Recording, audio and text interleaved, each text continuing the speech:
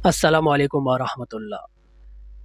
Mains यानी कि has की मुद्दत कम से कम कितनी दिन ज़्यादा से ज़्यादा कितने दिन होती है, और मेंसेस के मुतल्लिक कुछ ज़रूरी मसाइल जो हर औरत को जानना चाहिए, वो इस वीडियो में बताने की कोशिश करूँगा। इसके मुतल्लिक मुफ्ती एम कासमी का बयान हम पेश करेंगे, और दलील तो हर तमाम किताबों में मिल जाएंगे, दलील देने की ज़रूरत नहीं है। चलिए मुफ्ती एम कासमी का बयान इसके मुतल्लिक देखते हैं।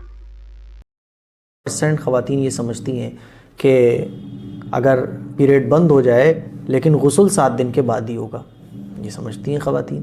तो ऐसा बिल्कुल नहीं है। देखें, हर ख़ातून की अलग अलग डेट होती हैं। किसी को 5 दिन हैज़ आता है हर महीने, किसी को 4 दिन आता है, किसी को 8 दिन आता है, किसी को 9 दिन आता है। तो जिसके जो डेज़ हैं उन डेज़ के बाद पीरियड बंद हो गया ना, अब 7 दिन इंतज़ार नहीं किया जाएगा। किसी का 5 दिन पर, किसी की 5 दिन की आदत है, किसी की 4 दिन की आदत है। तो जिसकी जो आदत है उस आदत पर जब हैज़ आना बंद हो जाए, पीरियड बंद हो जाए, तो फिर गुस्ल करना वाजिब है, और गुस्ल करने के बाद नमाज स्टार्ट कर दी जाएगी। 7 दिन वेट नहीं किया जाएगा। ये बात अच्छे तरीके से समझ लें। तो ये बड़ी गलतफहमी है जो ख़वातीन में पाई जाती है। किसी की 3 दिन की आदत है, तो 3 दिन जैसे ही कंप्लीट हुए, पीरियड आना बंद हो गए, अब फ़ौरन गुस्ल कर लें और गुस्ल करने के बाद नमाज स्टार्ट कर दें। 7 दिन का इंतज़ार ये करना बिल्कुल गलत है। ये महज एक गलत मसला है जो ख़वातीन में मशहूर है। दूसरा इंपॉर्टेंट मसला ये समझ लें कि हैज़ की जो कम से कम मुद्दत है, कम से कम टाइम है, वो 3 दिन और 3 रात है। ज़्यादा से ज़्यादा जो टाइम है वो 10 दिन है। 10 दिन से ओवर जो जाएगा वो हैज़ नहीं कहलाएगा, पीरियड नहीं कहलाएगा, वो इस्तिहाज़ा कहलाएगा। इस्तिहाज़ा कहते हैं जो बीमारी की वजह से ब्लडिंग होती है, और हैज़ कहते हैं पीरियड को अरबी में, पीरियड इंग्लिश में, हैज़ अरबिक में। तो हैज़ की जो कम से कम टाइम है वो 3 दिन और 3 रात।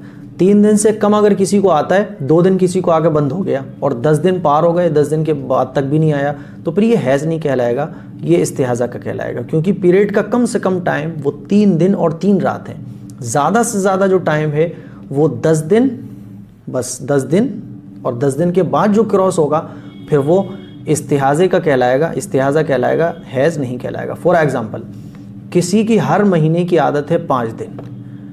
अब नया किसी महीने में 5 दिन से क्रॉस हो गया हैज़, और 10 दिन भी क्रॉस कर गया, तो आदत हर महीने कितनी है? 5।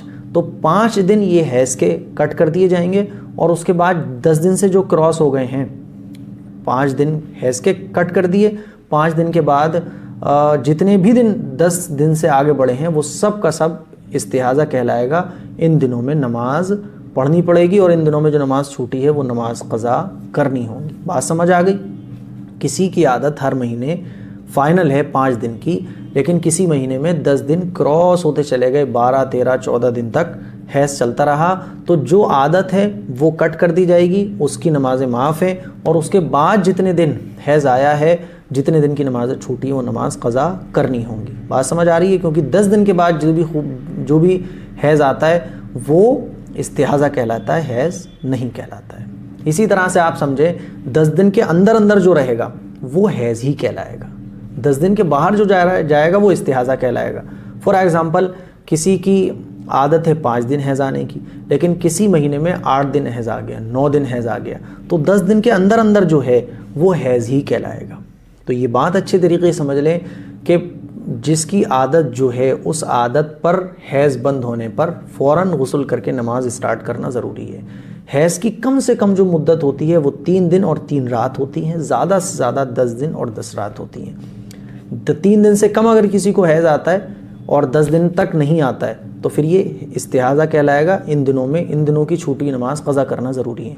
किसी को 10 दिन से क्रॉस हो जाए, तो 10 दिन से जितना भी क्रॉस होगा वो सब इस्तिहाज़ा कहलाएगा। नमाज और उसकी वज़ू करके नमाज पढ़ना ज़रूरी होगा। हैज़ के लिए ज़रूरी है कि 7 दिन में ही पाक हों। अगर 5 दिन में खून रुक जाए और नहा धो लें तो क्या नमाज वग़ैरह पढ़ सकते हैं? देखिए, हैज़ की कम से कम मुद्दत 3 दिन है। किसी खातून को 3 दिन मेंसेस हुए और बंद हो गए, तो उसके बाद उनको लाजिम है कि नहा के नमाज़ शुरू कर दें। 3 दिन से कम हैज़